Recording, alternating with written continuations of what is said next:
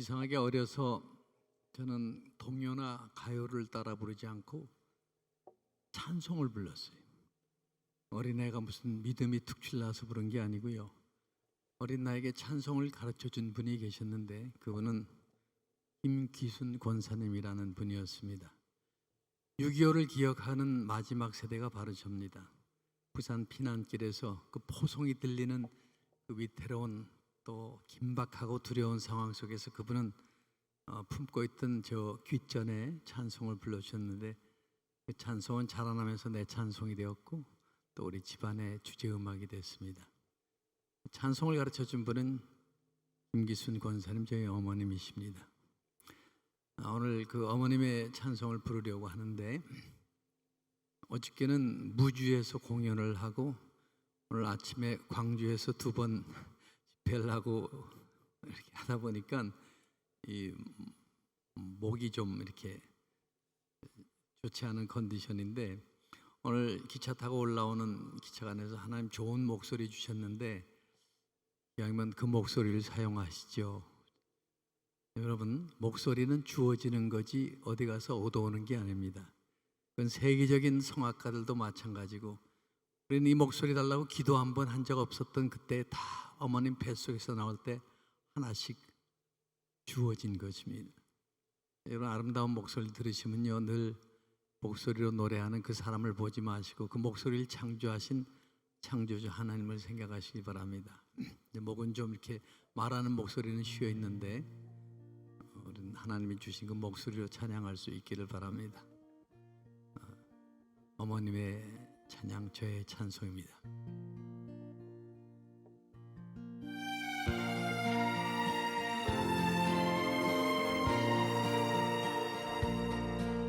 저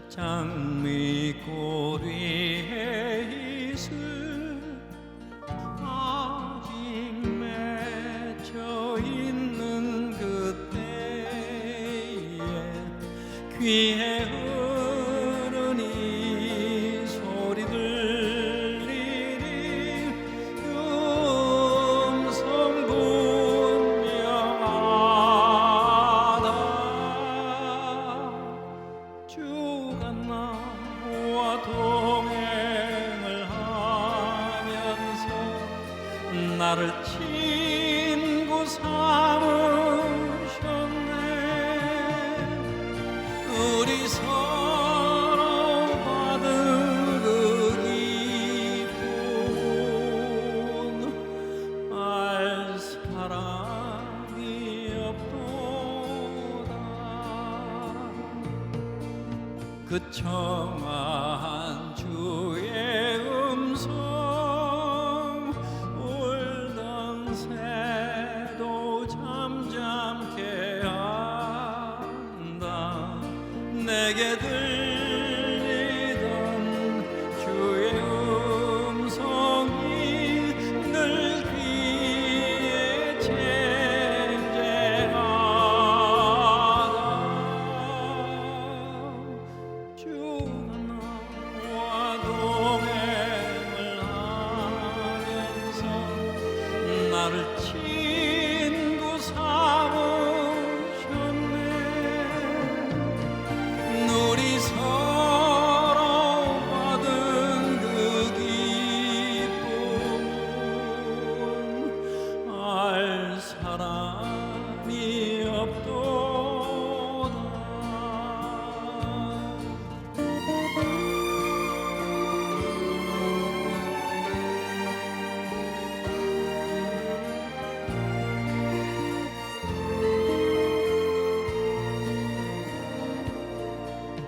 밤 깊도록 동산하에 주와 함께 있으려 하나. 그 외로운 세상에 할 일 많아서 날 가라 명하신다. 주가 나와 동행을 하면서 나를 친구 삼으셨네.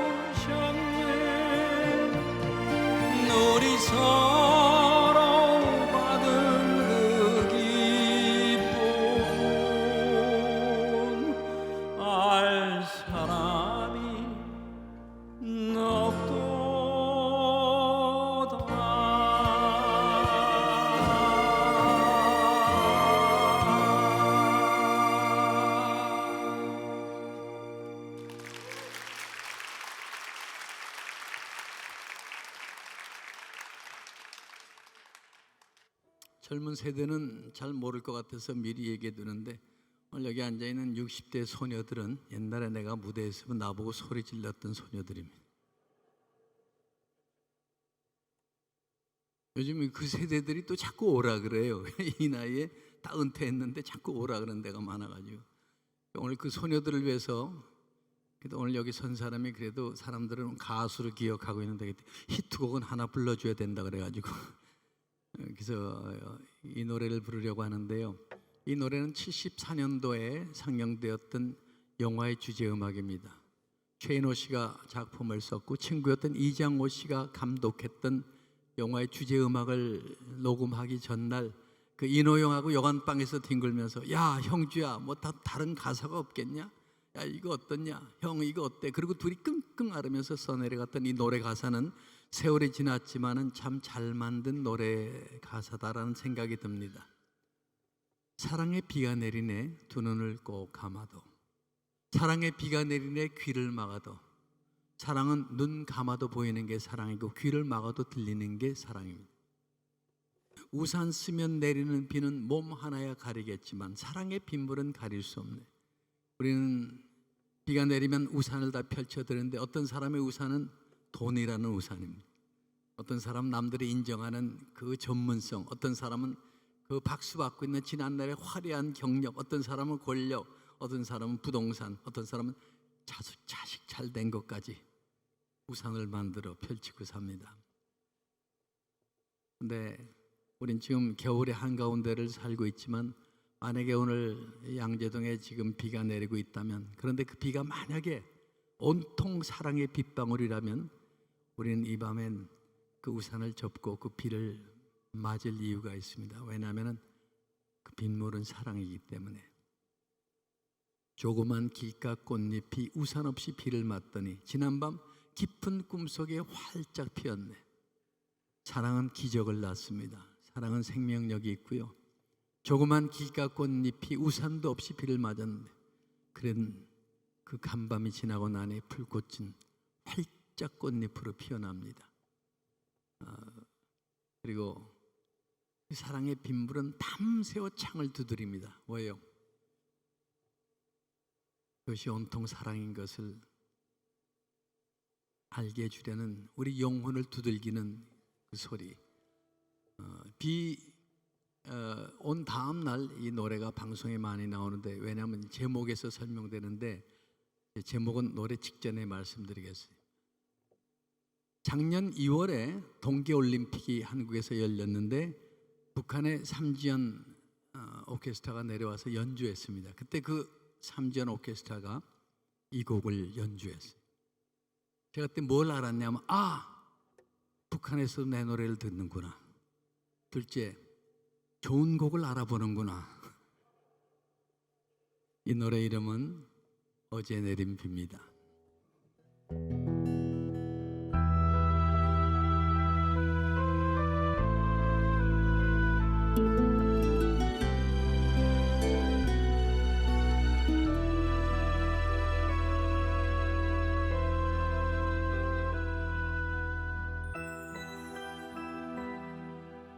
어제는 비가 내렸네. 키 작은 나뭇잎새로 맑은 이슬 떨어지는데, 비가 내렸네. 우산 쓰면 내리는 비는 몸 하나야 가리겠지만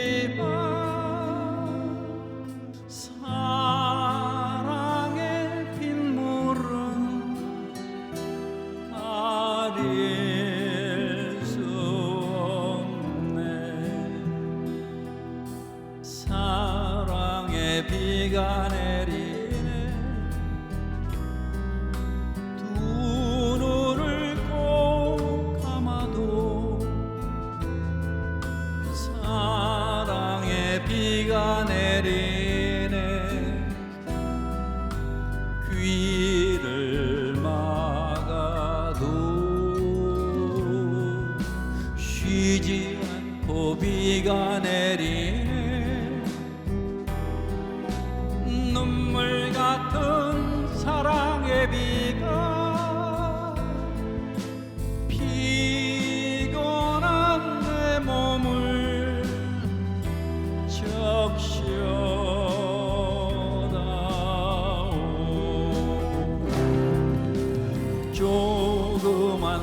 길가 꽃잎이 우산 없이 비를 맞더니 지난 밤 깊은 꿈속에 또 활짝 피었네. 밤새워 창을 두드리 간절한 나의 소리며 사랑의 비야 적셔다오.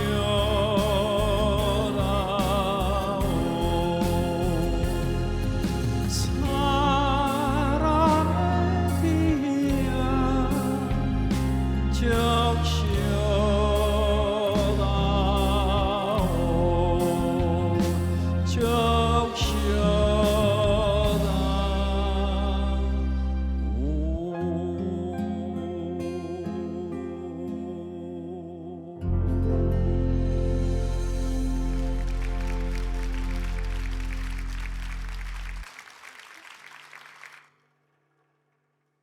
이 집안은 시인들이 여럿이 나온 집안입니다. 문학을 한 분들이 많은데요.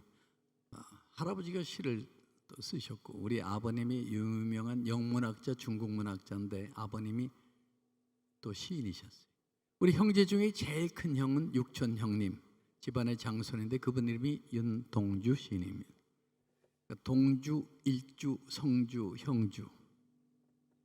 오늘 한국에 살고 있는 제가 가장 이제 연장자가 돼가지고 윤동주 시인의 유족 대표로 나가서 인사하는 나이가 됐어요. 교과서의 아이들 교과서에 민족 시인, 투쟁 시인, 저항 시인 윤동주라고 소개되지만은 우리 가족이 보는 윤동주는 다릅니다. 그분은 신앙 시인이었어요. 그분은 하나님이 우리 민족을 해방시켜 준다는 것을 성경적으로 믿었던 시인입니다.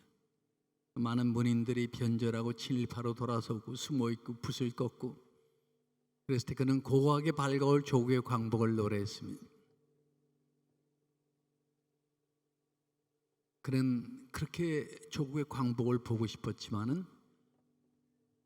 그는 조국의 해방을 6개월 앞두고 1945년 2월 16일 날 일본 후쿠오카 형무소에서 일본 간수들이 청년의 몸에 바닷물을 중유해서 만든 중유수를 영양제라고 속이고 매일 한 대씩 놔서 그 청년이 만 27년 2개월을 살고 일본 감옥에서 옥사합니다. 그의 유학길을 열어주고 늘 돌봤던 저희 아버님 윤동주 시신 가져가라고 후쿠오카 현무소에 가서 그 싸늘하게 식어버린 조카의 시신을 끌어안고 통곡하셨던 저희 아버님, 시신을 화장해서 유골함을 안고 편해탄을 건너서 기차를 타고 북으로 두만강을 건너서 윤동주가 태어나고 자란 그의 고향 북간도, 지금 중국의 용정이라는 곳입니다. 거기에 그는 잠들어 있습니다. 윤동주 시인의 별명이 있어요. 별의 신입니다. 윤동주 시에 보면 별이 참 많이 등장해요. 윤동주 시들을 모아놓은 시집 이름이 하늘과 바람과 별과 시입니다. 그 집의 첫 장을 넘기고 나면 등장하는 시가 있어요. 서시입니다. 죽는 날까지 하늘을 우러러 한 점 부끄럼 없기를, 잎새이는 바람에도 나는 괴로워했다. 별을 노래하는 마음으로 뭐든 죽어가는 것을 사랑해야지. 그리고 나한테 주어진 길을 걸어가야겠다. 오늘 밤에도 별이 바람에 스치온다. 이 짧은 시에 별이 2번이나 나옵니다. 그는 성경처럼 살려고 몸부림치다가 간 청년입니다. 그의 시에 보면 곳곳에 성경 말씀대로 살려는 그 몸부림과 고뇌와 번민과 방황이 곳곳에서 나타나고 있습니다. 어떻게 하늘을 우러러 한 점 부끄럼 없이 살기를 원합니까? 세상에는 살아있는 것 같지만 죽어있는 게 참 많아요. 정치, 경제, 문화, 도덕, 심지어는 가정까지도 살아있는 것 같지만 죽어있는 가정이 많습니다. 그는 그 시에 이렇게 써서 별을 노래하는 마음으로 모든 죽어가는 것을 사랑해야지. 너무 아까운 청년이라 그를 살려주고 싶어하는 일본 재판부의 부장판사가 네가 범행을 부인하면 석방해 주겠다고 했을 때 그는 그것을 거부했습니다. 자기가 죽게 될 것을 알면서 지그시행합니다. 그리고 나한테 주어진 길을 걸어가야겠다. 그것은 죽음이었습니다. 오늘 겨울이지만은 제가 그 가을이면 늘 낭송하기 좋아하는 형님의 시 한 편만 낭송하고 가겠습니다. 제가 사랑하는 시입니다. 별 해는 밤 윤동주. 계절이 지나가는 하늘에는 가을로 가득 차 있습니다. 나는 아무 걱정도 없이 가을 속의 별들을 다 헤일 듯합니다. 가슴 속에 하나둘 새겨지는 별을 이시다 못하는 것은 쉬 아침이 오는 까닭이요 내일 밤이 남은 까닭이요 아직 나의 청춘이 다 하지 않은 까닭입니다. 별 하나의 추억과 별 하나의 사랑과 별 하나의 쓸쓸함과 별 하나의 동경과 별 하나의 시와 별 하나의 어머니 어머님, 나는 별 하나의 아름다운 말 한마디씩 불러봅니다. 소학교 때 책상을 같이 했던 아이들의 이름과 태, 경, 옥 이런 이국 소녀들의 이름과 벌써 애기 어머니 된 계집애들의 이름과 가난한 이웃 사람들의 이름과 비둘기, 강아지, 토끼, 노새, 노루, 프랑시스 잠, 라이너 마리아 릴케 이런 신의 이름을 불러봅니다. 이네들은 너무나 멀리 있습니다. 별이 아스리 멀듯이. 어머님 그리고 당신은 멀리 북간도에 계십니다. 나는 무엇인지 그리워 이 많은 별빛이 나린 언덕 위에 내 이름자를 써보고 흙으로 덮어버렸습니다. 나는 밤을 새워 오는 벌레는 부끄러운 이름을 슬퍼하는 까닭입니다. 그러나 겨울이 지나고 나의 별에도 봄이 오면 무덤 위에 파란 잔디가 피어나듯이 내 이름자 묻힌 언덕 위에도 자랑처럼 풀이 무성할 계획이다. 윤동주가 고향 땅에 묻히고 나서 6개월의 조군 해방이 되었고 그 땅이 중국 땅이 되면서 곧 공산화가 됩니다. 우리 어른들은 다 남쪽으로 이주해 오셨고요. 그 땅은 우리가 찾아가 볼 수 없는 공산국가 중국의 땅이 되어서 43년 동안 우리는 성묘를 못했습니다. 44년 만에 제가 동지형님 묘사 앞에 가서 서니까요, 아무도 산소를 관리해 주지 않아서 풀만 무성하게 자라있는 그 형님의 묘소를 보면서 이 시인은 어떻게 자기 죽음 이후의 모습을 예언이라도 하듯이 시에다 적어놨을까? 왜요? 윤동주는 아무도 알아주지 않았던 무명 시인이었습니다. 시집 한 번 내본 일이 없었으니.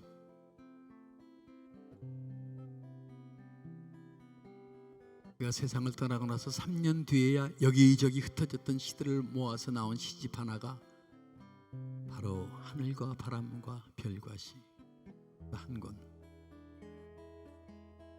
네, 오늘날 윤동주 씨는 우리 아이들 교과서에 실렸을 뿐 아니라 그를 죽인 나라 일본 고등학생들 교과서에 그 시가 실려 있고 우리 한국인들이 가장 사랑하는 시가 되었습니다. 시인이 되었습니다. 해마다 2월 16일이면 일본은 저 홋카이도부터 오키나와까지 600개의 윤동주 동호인회가 윤동주의 시를 낭송합니다. 그것도 우리 모국어, 우리말로. 그 일본 할머니들이 죽어서 사랑받게 된 시인. 그 일제 강점기에 자식들은 학도병으로 끌려나가서 전사하고 사랑하는 딸들은 정신대로 끌려가고 우리 역사로 보면 가장 추운 그 시대에 태어나서 만 27년 2개월 살다가 떠난 시인 윤동주. 그가 남겨놓은 이 시의 마지막 부분이 뭡니까? 그러나 겨울이 지나고 나의 별에도 봄이 오면 무덤 위에 파란 잔디가 피어나듯이 내 이름자 묻힌 언덕에도 자랑처럼 풀이 무성할 계획이다. 우리 언젠가 세상 떠납니다. 어딘가 가서 잠들겠죠. 나를 기억하고 있는 누군가 와서, 그것이 우리 자식이든 손주들이든, 혹시 나를 사랑했던 어떤 팬이든 나를 추모하게 될 텐데, 도대체 나에 대해서 무엇을 추모할 것인가? 요즘 이거 생각하면서 삽니다. 이제 좀 철이 든 거예요. 아마 여기 계신 여러분들, 여러분이 언젠가 세상을 떠나서 어딘가 가서 잠들게 되더라도 여러분이 생전에 보여주었던 그 아름다운 사랑의 행동, 작은 행동 하나라도, 누군가 위로해 주었던 그 말 한마디, 잡아주었던 따스한 손길, 누군가 힘들었던 누구를 안아주었던 그 따뜻한 품, 위로해 주었던 그 시간들, 또 누군가를 위해서 기도해 주었던 그런 것들이 여러분 잠든 곳에 자랑스러운 풀처럼 솟아나 있기를 바랍니다. 미국에서 국제전화가 왔는데, 어디십니까? 그랬더니 미국 엘라바마주 버밍햄에서 내과 의사하고 있는 닥터 서라는 한국 교포 의사가 전화했어요. 무슨 일로 전화하셨습니까? 한국의 시인 중에 미당 서정주 시인을 아십니까? 한 송이 국화꽃을 피기 위하여 봄부터 서쪽 새는 그렇게 울었나 보다. 미당 선생님 시입니다. 우리 집안의 시인들이 여럿이기도 했지만은, 어려서 시인들 모임에 아버님이 절 데려가시면 미당 선생님이 어린 저를 이뻐해 주셨어요. 근데 미당 서정주 시인한 분이 어떤 분입니까? 불교 재단에서 세운 대학교가 있습니다. 동국대학교입니다. 그분이 동국대학교 물리대학장 하셨어요. 동국대학교 물리대학장을 했다는 것은 무엇을 뜻합니까? 그분은 불교 문학의 최고의 지성인이요, 학자요, 철학자요, 사상가요, 불교를 가르쳤던 선생입니다. 그분의 강의를 듣고 불교 문단으로 제자들만도 아마 수백 명 될 거예요. 그분의 시에는 불교 사상이 배어 있습니다. 불교 문학을 대표하는 최고의 지성인인 미당 서정주 선생님을 아냐고 물어봐요. 제가 그분을 잘 압니다 했더니 그 닥터서가 하는 얘기가, 그 미당 선생님이 지난주 미국 이곳에서 예수님을 구세주로 영접하셨습니다. 당신 누구십니까? 미당 선생님 막내 아들입니다. 어려서부터 아버지 따라서 절에 가서 불상 앞에 절하면서 성장했습니다. 제가 예수 믿는 집안의 딸하고 결혼하게 되면서 제 인생에 처음으로 그리스도의 복음이 들어왔습니다. 예수를 믿고 나니까 제일 먼저 떠오른 것은 아버지였습니다. 그렇게 아름다운 시를 써서 많은 사람들에게 감동을 주고 사시는 아버지지만, 하나님 모르고 살아가는 아버지, 예수 그리스도가 누군지 모르고 살아가는 아버지, 십자가가 뭔지, 복음이 뭔지 모르고 살아가는 아버지를 생각할 때마다 그렇게 가슴에 미어지고 눈물이 나더랍니다. 이 부부는 새벽마다 교회 나가서 기도합니다. 우리 아버지 세상 떠나기 전에 꼭 예수 믿고 천국 가게 해달라고. 미당선생님 여행하시다가 둘째 아들 집에 오셨는데, 가만히 보니까 젊은 부부들이 모여서 뭘 해요? 너희들 모여서 하는 그게 뭐냐? 아버지 저희들 모여서 성경 공부하는데 아버지 너무 재미있어요. 한 번만 들어와 보세요. 이롭다 너희들이나 해라. 안 들어가셨어요. 근데 여러분, 미국 사는 자녀들 방문하러 가시는 우리 부모님들, 운전할 줄 모르고 자동차 없으면 완전히 유배 생활입니다. 미국 가보셨잖아요. 자동차 없이 어딜 갑니까? 그 넓은 땅에. 미당선생님 운전을 못 하시네. 집에 있는 시간이 많아지셨대요. 무료하셨던 거예요. 젊은 부부들 성경 공부하는데 들어오신 것이 그분 인생에서 처음으로 그리스도의 복음을 만난 자리예요. 이분이 성경에 빠져듭니다. 밤낮으로 성경을 파고듭니다. 아니 이게 어디서 온 진리인가? 내가 이 진리를 모르고 살았나? 아, 하나님이 이런 일을 하셨나? 예수님이 하신 말씀 좀 봐라. 오묘하다. 아버지 뭐 하셔? 성경 읽으시는데요. 식사하셨어? 생각 없으시대요. 아니 나이 드신 분이 저렇게 밤잠 안 주무시고 식사 걸러가면서 성경만 읽다 아버지 병 나면 어떡하냐고 잘 챙기라고. 어느 날 닥터서가 퇴근하고 들어왔는데 2층 서재에 있던 미당 선생님이 쿵쾅 계단을 막 달려 내려오시면서 아들을 찾아 예 유나 아버지 무슨 일이세요? 아버지 뭐 놀라셨어요? 아버지 왜 그러세요? 어디 불편하세요? 말씀하세요. 아버지가 대답을 안 하고 가만히 아들을 붙잡고 한참 있다 하시는 말씀이 이놈아 이제 내 죄의 문제가 해결됐다 이놈아. 그 아름다운 시를 써 많은 사람들을 감동시키고 사셨던 미당 선생님이지만은 그 시인의 영혼 가운데, 그 시인의 마음 속에는, 그 시인의 양심 속에는, 그 시인의 저 내면의 깊은 속에는 그분이 해결하지 못하고 살았던 많은 죄의 문제가 있었던 거예요. 이렇게 거짓말을 많이 했나? 이렇게 사람을 속였나? 그 없는 걸 내가 진리라고 꾸며서 가르쳤나? 내가 상처를 줬나? 그렇게 잘난 체 했나? 자기 내면을 들여다볼 때마다 해결하지 못하고 살아가는 숱한 죄, 말을 안 했다 뿐이지 힘들었던, 그 시인을 힘들게 했던 그 내면의 죄들, 우리 성경을 읽다 해결됐다는, 이게 어떻게 해결되는지 이따 말씀드릴 텐데, 왜 닥터스가 나한테 전화했을 거예요? 아버지 다음 주에 귀국하시는데요, 그분 연세는 많으시지만 신앙으로 보면 어린애입니다. 우리 아버지 한국 돌아가신 우리 아버지 믿음 좀 잘 자랄 수 있게 도와달라고 부탁 전하려고 내 전화번호 물어물어 한국까지 전화를 한 거예요. 알았다 그랬어요. 미당 선생님 귀국하셨어요. 전화돼요. 선생님 접니다. 아, 자네인가? 선생님 둘째 아드님한테 미국에서 무슨 일이 있었는지 제가 얘기 다 들었습니다. 자네 그 소식 들었나? 우리 아버지가 살아계셨으면 얼마나 기뻐하셨을까요? 우리 아버지가 이렇게 미당 선생님 전도하려다 전도 못하고 세상 먼저 떠나셨거든요. 그래, 연 박사 살아있었으면 그 양반 참 좋아했을 텐데 나 때문에 애 많이 썼어. 선생님 어떻게 소일하십니까? 나 지금 영어 성경 읽고 있네. 우린 신앙생활 수십 년대 우리말 성경 한번 못 띄지 못하고 떠날 때도 말 초신자가 영어 성경 읽는데 배우신 분 다르구나. 선생님 성경 읽으시다가 시인으로서는 표현하지 않고는 견딜 수 없는 하나님의 의뢰와 그리스도의 사랑이 느껴지시면 시 한 편 써주십시오. 제가 작곡해서 부르고 다니겠습니다. 난 그분이 무척 좋아할 줄 알았어요. 그분이 뭐라 그러냐면 자네 작곡도 하나? 그때 내가 얼마나 상처받았는지 몰라요. 이 가수가 히트곡 두 곡 있으면 평생 먹고 사는 거 아세요? 두 곡 히트곡 못 낸 가수들이 대부분이에요, 여러분.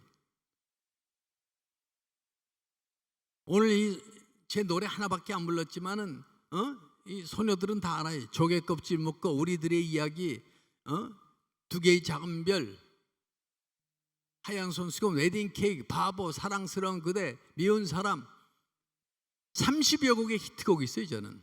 그리고 저는 1,400곡의 CM송을 작사 작곡한 사람입니다. 의과대학 다니다가요, 본과 2학년 때 그만두고 나와서, 의대 그만두고 나와서 광고회사 차렸어요. 뭐하는 광고회사냐? CM송 만드는 회사예요. 지금까지 만든 CM송의 1,400곡, 한국 전체 CM송의 산문지를 윤형주가 만들었어요. 한국 최고의 CM송 10곡이면 8곡이 제 작품이 들어가 있어요. 제가 만든 CM송 한번 다 불러드리려면 이틀 철야해야 돼요, 여러분. 지금도 광고음악 한 학기 강해달라고 지금 경희대, 서강대, 중앙대학교에서 그렇게 기다리는데 1년에 5개월을 해외 나갔다 보니까 강의를 할 수가 없어요. 제가 만든 CM송 중에 몇 곡만 제가 한번 불러볼게요. 하늘에서 별을 따다 하늘에서 달을 따다 두 손에 담아드려요. 아름다운 날들이요 사랑스러운 눈동자요 오란시 파인 멕시코 치클처럼 부드럽게 말해요. 롯데감처럼 향기롭게 웃어요. 좋은 사람 만나면 나눠주고 싶어요. 껌이라면 역시 롯데껌 주시 프레쉬 프레쉬 민트 스피아민트 올 롯데껌 좋은 사람 만나면 나눠주고 싶어요.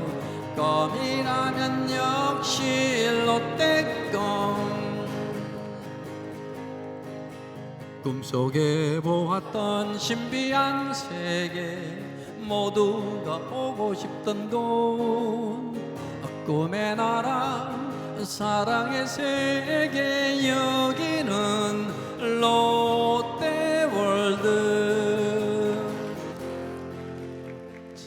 제가 농심 거를 다 했어요. 농심, 신라면, 사발면, 큰사발, 안성탕면, 농심너구리, 고구마깡, 감자깡, 양파링, 포테토칩, 인디안밥, 제주 삼다수, 후루룩국수. 마지막 노래인데 이 노래 나오고 나서 500억 팔리던 스낵이 850으로 매출이 올랐어요. 이 스낵은 연간 매출이 1000억입니다. 손이 가요 손이 가 새우깡에 손이 가요 아이손 어른손 자꾸만 손이 가 언제든지 새우깡 어디서나 맛있게 누구든지 즐겨요 농심 새우깡.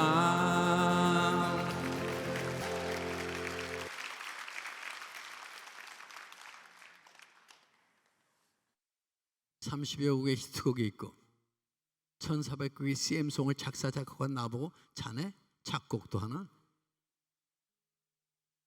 제가 얼른 그랬어요. 제가 송창식보다 낫습니다.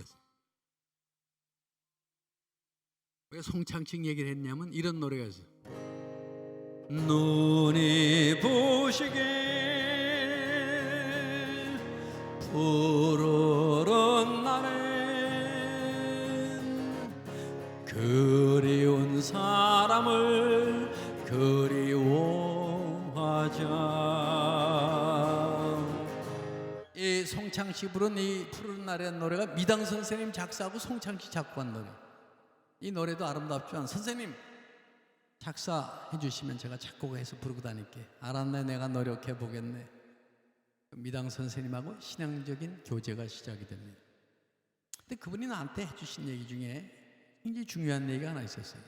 윤군, 나는 내가 지금까지 믿었던 그 진리가 나를 구원해 줄 줄 알았네.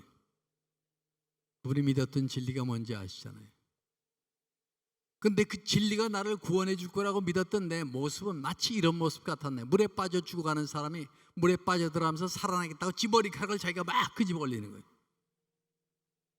물에 빠져 들어간 사람이 살아나겠다고 지 머리카락을 스스로 붙잡아 끄집어 올려 살릴 수 있다면 이 세상 빠져 죽는 사람 하나도 없게요. 우리가 저 깊은 바다에 빠져서 지 머리카락만 꽉 붙으면 살아납니까? 천만에 빠져 죽어요. 그분의 설명은 이랬어요. 아무리 108번뇌를 하고 고행을 하고 참선을 하고 명상에 잠기고 인도까지 가서 혹독한 수련을 하고 엄동설안에 냉수로 마찰해 가면서 졸음을 쫓아가면서 불경을 야독하고 108배를 하고 그래서 인격적으로 인간적으로 도덕적으로 최고의 경지에는 이를지 모르지만 자기 영혼은 구원할 수가 없었대요. 구원이란 건 내가 나를 구하는 게 구원이 아니고 빠져 죽어가는 사람을 찾아와 그 손을 붙잡아 끄집어주는 그게 구원이었네. 근데 그분이 예수 그리스도셨네. 그것이 미당 선생님의 고백이었습니다. 암에 걸리셨어요. 몇 번 어려운 고비를 잘 넘기시나 보다 했더니 어느 날 미국에서 다급하게 전화가 와서 형님 아버지 위독하시대. 제가 비행기 타고 지금 나가는데 먼저 좀 가봐 주세요. 부랴부랴 삼성우려원 달려갔더니 위독하시던 미당 선생님이 멀쩡하게 침상에 앉아 계세요. 선생님 어떻게 된 겁니까? 내가 하루 반 정도 의식이 없었다네. 선생님 빨리 쾌차하셔야죠. 하실 일이 많으십니다. 내가 미당 선생님 뵈러 갈 때마다 기타를 들고 가서 찬송을 불러드리면 참 좋아하셨어요. 그날도 기타를 들고 가서 찬송을 좀 불러드려야 돼. 옆에 보니까 불교계 큰 스님 네 분이 이러고 나란히 앉아 계신데 이 스님 앞에서 허락도 안 받고 다짜고짜 찬송 부르기도 뭐하고 근데 갔다가 다시 오나 어르신네 또 잘못되면 어떻게 해요. 그날 이상하게 배짱이 생겨요. 스님들 앞에 가서 스님들 그동안 선생님이 병문 들 때마다 와서 제가 찬송을 불러드리면 참 어르신네가 좋아하셨는데 오늘도 온 김에 몇 곡 불러드리고 갈까 했더니 큰 스님들이 마음이 넓으세요. 아 그러게 스님들 앞에서 기타를 들러매고 미당 선생님에게 찬송을 불러드리는데 지금도 기억나요. 조용히 두 손을 모으고 찬송을 듣고 계셨어요. 그것이 내가 이 땅에서 그분을 본 마지막 자리였습니다. 사흘 뒤에 세상 떠나십니다. 닷새 뒤에 성대한 불교식 장례가 거행되는데 불교계 내노라는 인사들 전국 유명 사찰의 주지 스님들 3,500명 모여가지고 불교식 장례 치르는데 뉴스로 보도도 되고요. 그 사람들은 그 화려한 미당 선생님의 불교식 장례를 보고 있었지만은 세상 사람들이 보지 못한 게 있어요. 그것은 그분이 천국으로 간 것을 알고 있는 우리 믿음의 식구들이 3시간 전에 올려드렸던 천국 환송 예배를 사람들은 보지 못했습니다. 저는 우리 미당 선생님이 천국 가서 우리 아버지 만났을 거예요. 난 우리 아버지한테 그랬을 것 같아. 윤 박사, 자네 아들이 나 천국 올 때 많이 도와줬네.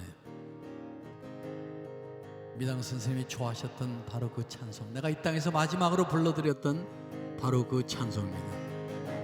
내 영혼이 종입어 중한 죄짐 벗고 보니 슬픔 많은 이 세상도 천국으로 와도다. 할렐루야 찬양하세. 내 모든 죄 사함받고 주 예수와 동행하니 그 어디나 하늘나라. 주의 얼굴 뵙기 전에 멀리 뵈던 하늘나라 내 맘속에 이루어지니 날로 날로 가깝도다. 할렐루야 찬양하세. 내 모든 죄 사함받고 주 예수와 동행하니 그 어디나 하늘나라. 높은 산이 거친 들이 초막이나 궁궐이나 내 주 예수 모신 곳이 그 어디나 하늘나라. 할렐루야 찬양하세. 내 모든 죄 사함받고 주 예수와 동행하니 그 어디나 하늘나라. 저는 미당 선생님이 예수 믿고 천국 가는 거 보면서 무엇을 알게 됐냐면 하나님이 그분을 얼마나 사랑하셨길래 대를 물려가면서 전도하게 하시죠. 아버지 때, 아들 때.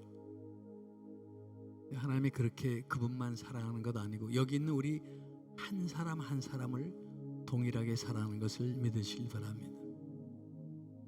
오늘 교회 처음 나오신 인도에서 나오신 분들이 있죠. 교회 앉아 계신 게 좀 익숙지 않은 분도 계실 거예요. 그런데 여러분이 지금까지 그분을 믿었던 믿지 않았던 그 말씀대로 살았던 살지 않았던 상관없이 그분은 여러분을 사랑하시고 지금도 기다리고 계신다는 것을 기억하시기 바랍니다. 세상에는요 포기해버리고 싶은 사람이 있지만 우리 하나님에게는 이 땅에 포기할 인생이 한 명도 없다는 거예요. 그래서 여러분은 소중한 사람, 우리 하나님에게는 그렇게 소중한 분들인 것을 기억하시기 바랍니다. 이 다음에 천국 가면 보고 싶은 얼굴들이 많아요. 우리 하 목사님도 보고 싶고 우리 어머니, 장모 다 보고 싶은데 보고 싶은 게 또 하나 있어요. 그것은 미당 선생님이 우리 아버지와 함께 있는 것 보고 싶은 거예요. 그때 그 어른들 앞에서 글쎄요, 불러드릴 기회가 있을까요? 바로 이 찬양. 할렐루야 찬양하세 내 모든 죄 사함받고 주 예수와 동행하니 그 어디나 하늘나라 그 어디나 하늘나라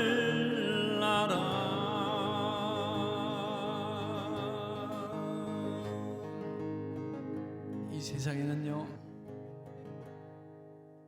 들킨 죄인이 있고 안 들킨 죄인이 있어요. 들킨 죄인들은 어디 수감돼 있거나 참 억울하다고 그러고 재수가 없다고 그러면서 있을지 모르겠어요. 어찌 말하면 우리는 안 들킨 죄인일 거예요. 왜 그러냐면 하나님이 미워하는 죄, 예수 그리스도가 지적하는 꾸짖는 죄가 우리 사람들 마음에 먹은 게 죄라 했어요. 마음에 먹은 게 죄라면 우리는 들키지 않은 죄수래요. 아내가 모른 죄가 있잖아요. 남편이 모른 죄가 있어요. 사람이 괜히 가서 찔러 죽입니까? 죽이고 싶은 마음이 이미 범죄를 한 거예요. 훔치고 싶은 마음이 이미 절도를 하게 된 거예요. 그게 죄라면 우리는 보이지 않는 감옥에 살고 있는 게 지금 보이지 않는 창살 속에 살면서 왔다 갔다 하면서 평안하시죠? 문제 없으시죠? 안녕하시죠? 이렇게 인사하고 다니지만은 그게 죄라면은 우리는 참 심각한 상황이에요. 왜요? 하나님이 이 모든 죄를 심판대 앞에서 다 까발리시겠다 그랬어요. 나는 그때 내 지은 지난 날의 죄가 다 까발려진다면 내가 돌아보고 먼저 까무러쳐 죽을 거예요. 계산해 봤어요. 여러분, 우리가 사람 마음속으로 얼마나 사람을 죽입니까? 말 안 하지만 많이 죽였어요. 네 잘되나 봐라 저주했어요. 계산해보다 하루에 마음속으로 딱 3번만 죄를 졌다. 하나님하고 나만이 아는 죄예요. 적게 잡아서 3번, 1년 되니까 전과 1000범, 60년 죄 짓고 나니까 전과 6만범. 살려둡니까? 전과 6만범을? 나는 이미 사형 선고를 받은 사형수의 그런 신분이었어요. 죄 삭시 뭔데요? 사망이에요. 그 죄진 사람이 책임을 져야 돼요. 우리는 그래서 우리 지은 죄로 말미암아 죽음 앞에 갈 수밖에 없는 그런 운명적인 자리에 놓여 있었던 거예요. 이상한 사건은 무엇입니까? 하나님에게 아들이 있었어요. 하나님은 참 이상한 결정을 하셨어요. 뭐예요? 죄 없는 당신의 아들을 인간 몸을 입혀서 인간 땅에 인간 곁에 보내주실 분대로 인간이 짊어져야 될 모든 죄값을 그 아들에게 담당시키시고 그 아들을 십자가에 죽이시기로 작정하신 거예요. 그 만왕의 왕 만주의 주이신 그분이 오실 때 우리가 무슨 거대한 환영식을 했습니까? 빰빠라밤 하나님의 아들이 오신다 그러고 오셨나요? 베들레헴 마구간 말구유 가축들이라 태어난 그 자리에 하나님의 아들이 오셨어요. 그럼 왕처럼 살질 않았어요. 가난하고 소외되고 버림받고 귀신 들리고 병들고 죽고 싶고 도망가고 싶은 문둥병 걸리고 실패하고 저주받은 인생들 곁에 계셨잖아요. 그분이 이런 고백했어요. 여우도 굴이 있고 새도 둥지가 있지만 인자는 머리 둘 곳이 없댔던 분이 하나님의 아들이세요. 그분은 자기가 죽게 될 십자가를 지고 골고다를 향해 갈 때 그 못이 달린 채찍으로 때릴 때마다 살이 찢어지고 피가 흐르고 진물이 흐르고 사람들은 그 얼굴에 침을 뱉고 따귀를 때리고 머리를 때리고 가시면류관을 씌우고 그 얼굴은 피로 범벅이 됐어요. 의대를 다녔기 때문에 우리 인간의 신경줄이나 핏줄 하나가 얼마나 귀한지 좀 잘 알고 있어요. 신경 하나 잘못 건드리면 하반신이 평생 마비가 돼서 삽니다, 여러분. 지금 저 중환자실에는 심장으로 들어간 동맥 한두 군데 막혀가지고 오늘 밤을 넘기지 못하고 세상 떠난 그 사람이 그 핏줄 한두 개 때문에 뇌출혈이 뭡니까? 그 핏줄 한두 개 터진 것 때문에 오늘 이 밤 중환자실에서 인생을 마감하는 분들이 얼마나 많습니까? 무지한 무리들이 망치로 내리칠 때 그 못은 그분의 살을 찢고 들어가면서 혈관을 다 찢어버렸어요. 핏줄이 막 찢어지고 파열되고 피가 튀고, 그 못은 그분의 살을 찢고 들어가면서 뼈를 관통하고 신경줄을 끊어버리고 뚫고 나가서 나무에 못 박였어요. 양팔이. 저희 지난번 공연 갔다 넘어져 가지고요, 여기 크랙이 생겼는데 한 달 이러고 다니래요. 새끼발가락 한번 부러져 봤는데 저 넉 달 동안 목발 짚고 다녔어요. 그들은 그 망치로 내리칠 때 그 못은 포개진 하나님의 아들 발등을 뚫고 지나면서 발에 있는 뼈를 다 짓이겨버립니다. 계속 망치를 했어요. 그 못은 그분의 발바닥을 뚫고 나가서 나무에 못 박힙니다. 계속 피가 흘러나갑니다. 우리 몸의 피는 곳곳에 산소를 공급해주는 중요한 역할이에요. 그 몸에서 계속 피가 흘러나가면서 호흡곤란이 오는 거예요. 산소 결핍 때문에 얼굴이 퍼렇게 변하고 결국은 질식사하게 되는 겁니다. 그 피가 모자라는 심장은 불규칙적으로 뛰기 시작하는데요, 어쩌다 피가 들어가니까 알칵 발작적으로 심장이 뛰면서 심장 쇼크가 일어납니다. 마지막엔요, 얼마나 고통스러웠으면 정신분열증, 사람이 미쳐버리는 거예요. 그 아들이 아버지를 찾았어요. 나의 하나님, 나의 하나님, 어찌하여 나를 버리셨나이까? 대답 안 하는 아버지. 아버지는 아들을 구할 수 있는 아버지였어요. 성경에 안 나오는데 그 아버지 울고 있었을 것 같아요.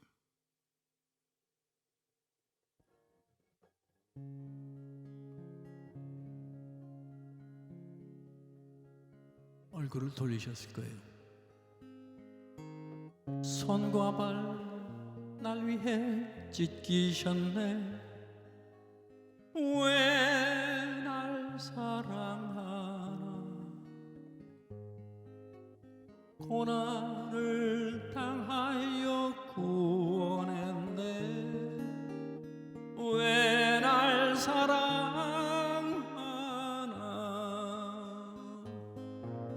왜 날 사랑하나. 왜 날 사랑하나. 왜 주님 갈보리 가야 해. 왜 날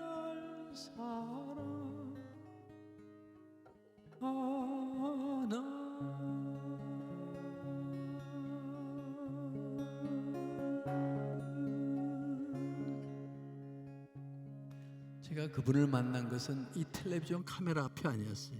야, 형주야, 너는 참 관리를 잘하고 있구나. 오늘 250만 명이 보고 있댄다. 그 화려한 불빛이 있는 무대 위에서 형주야, 넌 역시 인기가 있구나, 그러지 않았어요.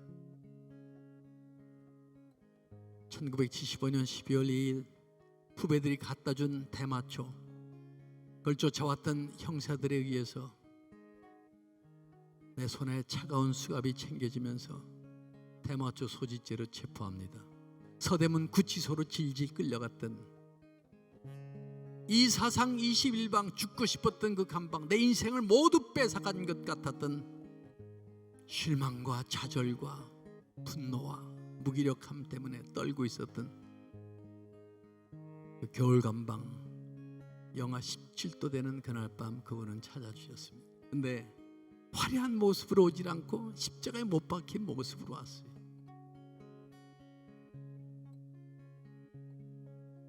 너는 그렇게 네 인생이 저주스러워서 네 목숨을 끊고 싶을지라도, 너도 포기하고 싶은 네 인생일지 모르지만 나는 너를 포기하지 못하겠다는 거예요. 어머님의 성경을 통해서 내가 만나게 된 그 말씀은 이사야 43장 1절, 야곱아 너를 창조하신 여호와께서 지금 말씀하시느니라. 이스라엘아 너를 조성하신 이가 말씀하시니, 지으신 이가 말씀하시니, 너는 두려워하지 말라. 내가 너를 구속하였고 내가 너를 지명하여 불렀나니 너는 내 것이라. 오늘 여러분 살아오시면서 여러분 힘으로 다 여기까지 오셨다고 생각할지 모르지만, 여러분이 이 땅에 오기 전부터 하나님은 여러분에 대한 놀라운 계획을 갖고 계신 거예요. 저는 내 인생의 내 주인으로 살았거든요. 인생의 반은 그렇게 살았어요. 주인이었던 그 자리에서 그때 손을 놓습니다. 내 인생을 통해서 하기 원하시는 일들을 그제서야 보게 된 거예요. 여러분, 텔레비전 아침 프로에 가장 인기 있고 기업들에서 초대 강사로 할 때 영순위에 인기 많은 강사가 하나 있었어요. 그것이 누구냐면 서진규 대령이라고, 우리 미국의 여자 대령으로 군복 입고 나왔던 분 기억하세요? 희망의 도출 달고라는 책을 써서 또 그것도 베스트셀러가 되기도 했던 서진규 대령 기억나시죠? 결국 하버드 대학에서 마지막에 국제정치학 박사학위까지 받은 대단한 분입니다. 이분이 한국에 있을 때 봉제공이었어요. 어떻게 해서 미국을 갔어요. 식당에서 허드렛 일하고 뭐 잡다한 일들 하면서 사는데 너무 힘든 거예요. 좀 안정된 직업이 없을까? 그때 이분이 뭘 생각하냐면 군인이 되는 거예요. 여자지만은. 그 미국 군에 입대했어요. 근데 이것도 병사로 살아가려니까 너무 힘든 거예요. 그래서 공부해가지고 간부 후보생 공부해가지고 장교가 됐어요.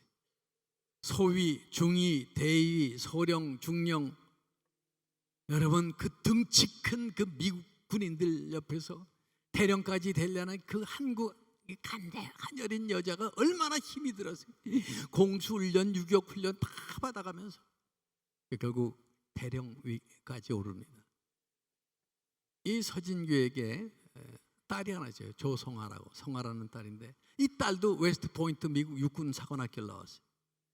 근데 이 성아가 지금 저 사복을 입고 있지만 쟤도 이 군복 입혀놓으면 정말 정신이 번쩍 나는 미국 군인이에요.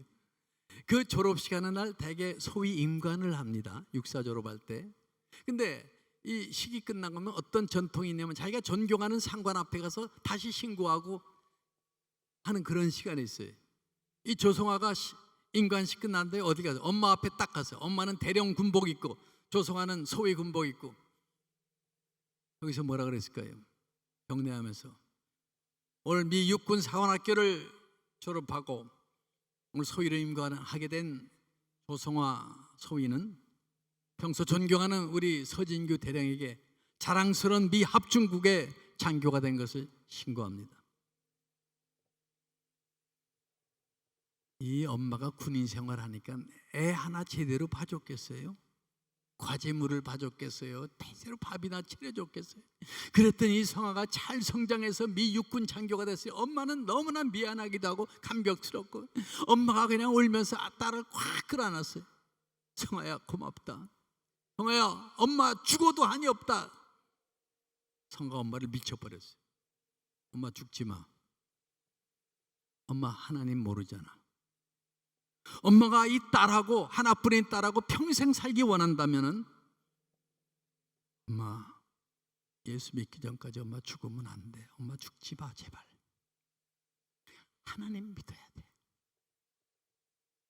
엄마 말 그렇게 하지 마. 엄마 예수 믿어야 돼. 이 딸의 충격적인 반응에 엄마가 충격을 받고 교회를 나가기 시작합니다. 지금 한국에 용인에 와 있는데 순복음 다니다가 이제 근처 교회 나간다고 전화 왔더라고요. 이 딸 엄마가 모녀가 모이면 그 지난날 자기들이 알지 못했던 그때, 엄마는 군 생활하고 얘는 혼자서 그냥 모든 걸 해결하려고 애썼던 그때 하나님이 어떻게 우리 가정에게 하나님이 선한 인도를 베푸셨는지에 대해서 서로 그랬었구나, 그랬구나, 그걸 몰랐지. 아마 중령돼가지고 아프간인가 가 있다고 들었는데 성아가 먼저 하나님을 믿었거든요. 그리고 딸 때문에 엄마가 예수 믿게 된 거예요. 누군가 오늘 여기 오시기까지 여러분을 위해서 누군가 기도하고 있다는 사실을 기억하시기 바랍니다. 저는 친구의 얘기를 하나 하겠습니다. 경기고등학교 나오고 서울 공대 전자공학과 세계 최고의 공과대학 MIT 공대 전자공학하고 미국 IT 산업계에 뛰어들어서 컴퓨터 회사를 창업했던 그 친구 회사가 뜬 거예요. 미국서. 이 컴퓨터 회사 미국서 떴다는 것은 세계에서 성공한 겁니다.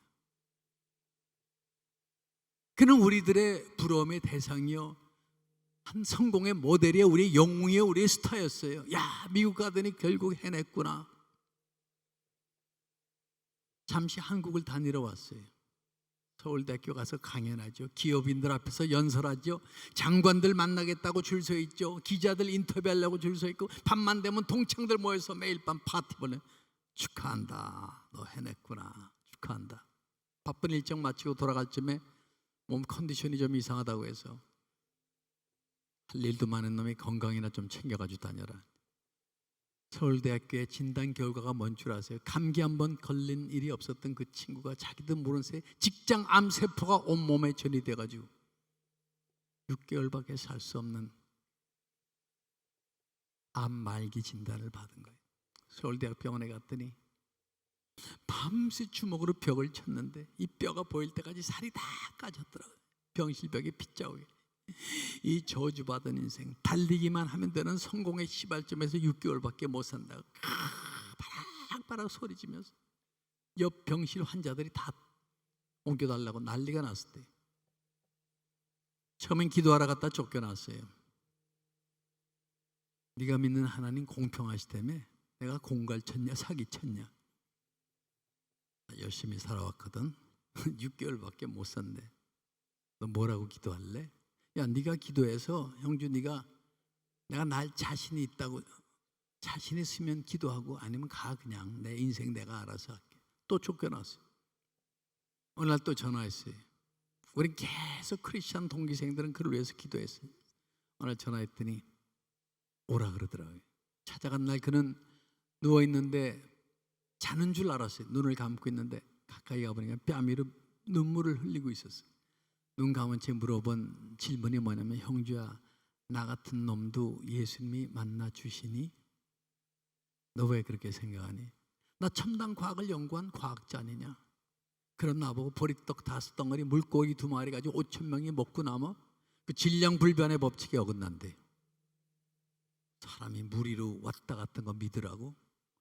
근거도 없는 거 믿는 예수쟁이들 틱틱거려도 나 같은 놈도 만나 주시니? 그분은 널 사랑하셔. 저는 2000년 전 갈보리 십자가 얘기를 했어요. 내가 전과 육만범이었던 얘기도 했어요. 그런데 효진아, 2000년 전 하나님의 아들이 이 땅에 와서 우리의 죄 때문에 죽으셨다는 사실은 애매모호한 단군 신화나 전설이나 설화나 전래 동화가 아니야. 이 땅에 있었던 사건이었어. 그리고 나는 그분이 어떤 존재인지를 내 체험을 통해서 알게 했어요. 예수님이 나에게 가져다 준 것은 가수들을 미치게 하는 수천 명, 수만 명이 보내주는 어떤 박수나 화로성 소리가 내게 준 적이 없었던 내 영혼의 기쁨을 그에게 얘기해 줬어요. 돈이 줄 수 없는 평안의 기쁨을 얘기했어요. 돈이 사람을 평안하게 합니까? 편안하긴 해요. 불면증에 걸린 환자가 1억짜리 침대 가서 누워있으면 잠이 옵니까? 2억짜리 가서 누워있으면 잠이 더 깊이 옵니까? 식욕 다 잃어버린 환자가 1억짜리 접시 세트 쭉 펼쳐놓고 식사하면 밥맛이 옵니까? 돈으로 해결할 수 있다면 정모원 회장은 왜 자살하며, 그 성공했다는 아이돌 가수들은 왜 저렇게 목숨을 끊는 것입니까? 돈으로 해결할 수 있다면 삼성그룹의 이건희 회장이 이뻐했던 막내딸이 왜 뉴욕 아파트에서 자살합니까?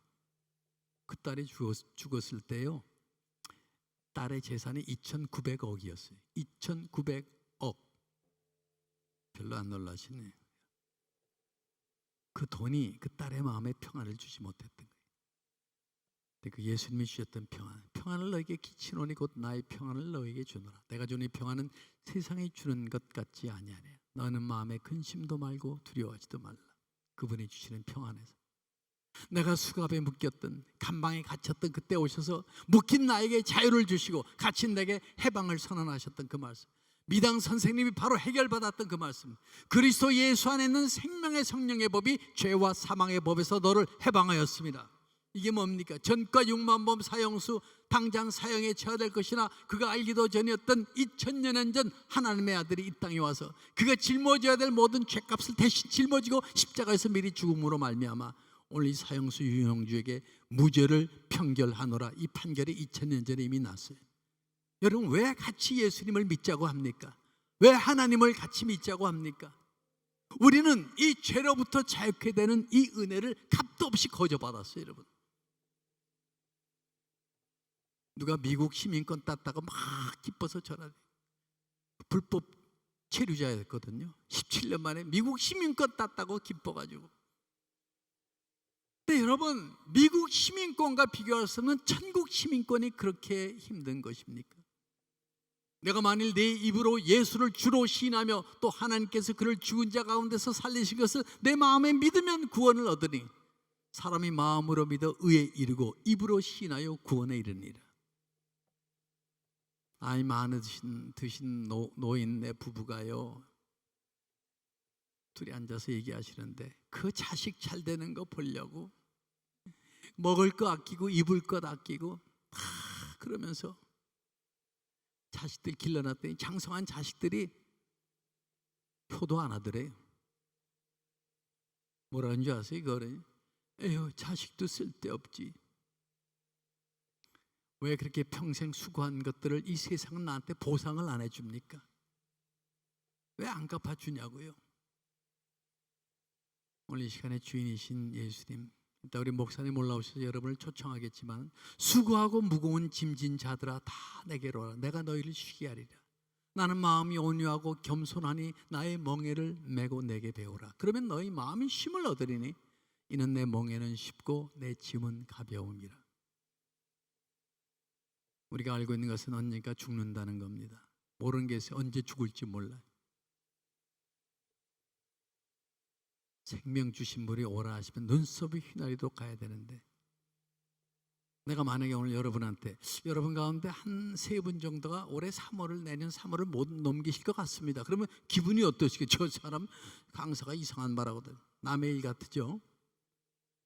2년 전인가 울산 대기업 명예퇴사하고 부부가 나가서 세계 여행하고 인천공항에 내려서 버스 타고 집인 울산으로 가던 그 버스가 고속도로 상에서 전복되면서 5 부부가가 그 자리에서 세상을 떠났어요.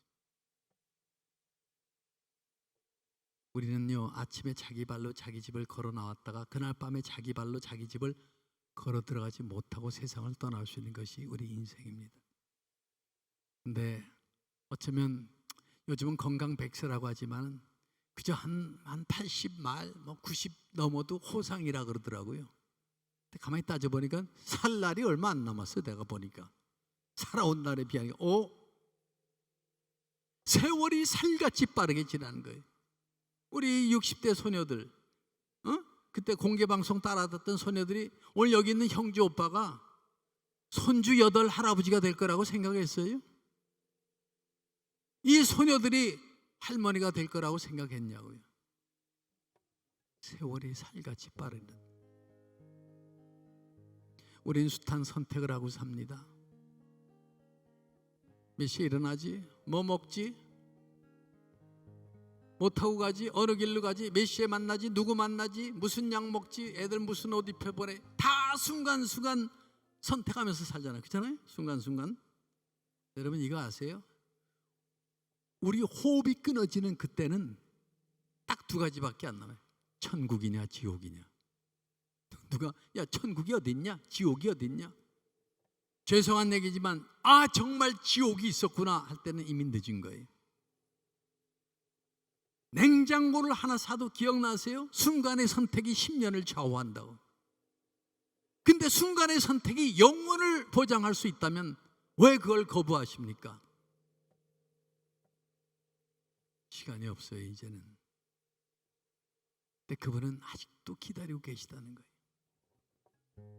저는 친구 효진이가 예수를 믿었던 그날, 믿기로 했던 그날 내가 효진을 향해서 불러줬던 이 찬송을 오늘 똑같은 심정으로 여러분 가운데 어떤 한 분을 향해서 부를 텐데요, 그 전에 제가 드릴 얘기가 있어요. 올 때는 순서가 있을지 모르지만 갈 때는 순서가 없습니다. 그리고 이런 선택의 기회가 늘상 있는 것은 아니에요. 그리고 여러분 인도에 오신 그분은 여러분을 위해서 기도하고 있었다는 것을 기억하시기 바랍니다. 누가 그랬죠? 우리 교회 좀 나가. 예수 믿으면 참 좋아. 그때마다 여러분 마음 문 밖에서 예수님은 문을 두드리고 계셨던 거예요. 내가 문 밖에 서서 두드리니 누구든지 내 음성을 듣고 문을 열면 내가 그에게로 들어가 그로 더불어 먹고 그는 나로 더불어 먹으리라. 근데 우리가 문을 열어드리지 않았던 거예요. 빗장을 딱 걸어놓고 문고리를 걸어놓고. 왜요? 내 안에 내가 작아. 누구한테 어떻게 자리를 내놓습니까? 여러분 오늘 오랫동안 먼지가 뽀얗게 쌓일 때까지 걸어두었던 빗장을 오늘 내려놓으시길 바랍니다. 녹슬 때까지 걸어두었던 문고리를 오늘 끌으시고요. 그분이 더 이상 여러분 인생 밖에서 기다리시지 않도록 오늘 그분을 향해서 문을 열어드리길 바랍니다. 오늘 비 오는 가을날 우리 효진이가 떠나면서 마지막으로 나눴던 인사는 그거였습니다. 형주야 그동안 고마웠다. 우리 천국에서 다시 만나자. 그날 불러주었던 바로 그 찬송입니다. 예수가 우리를 부르는 소리 음성 부드러워 문 앞에 나와서 사면을 보며 우리를 기다리네. 오라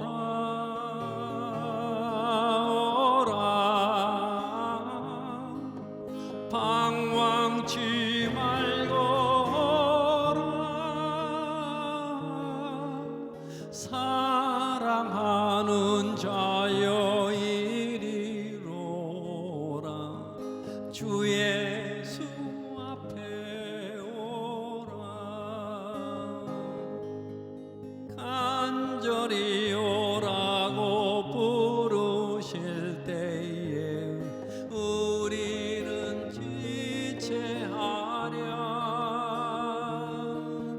주님의 은혜를 왜 아니 받고 못 들은 채 하려나. 세월이 살같이 빠르게 지나 쾌락이 끝이 나고 사망의 그늘인 너와 내 앞에 둘리며 가리우네. 오라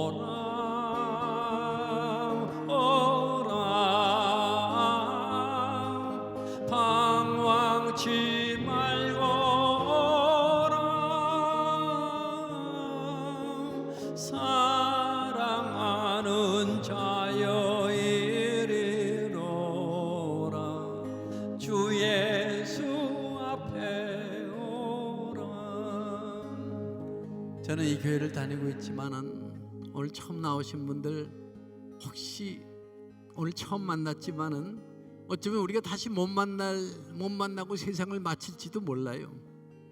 그러나 내가 바라기는 오늘 여기 오신 분들, 특별히 우리 인도대에 오신 여러분들은 한 분도 빠짐없이 우리 모두 이 다음에 천국에서 다시 만날 수 있기를 바랍니다. 사랑하는 자여 이리로라 주의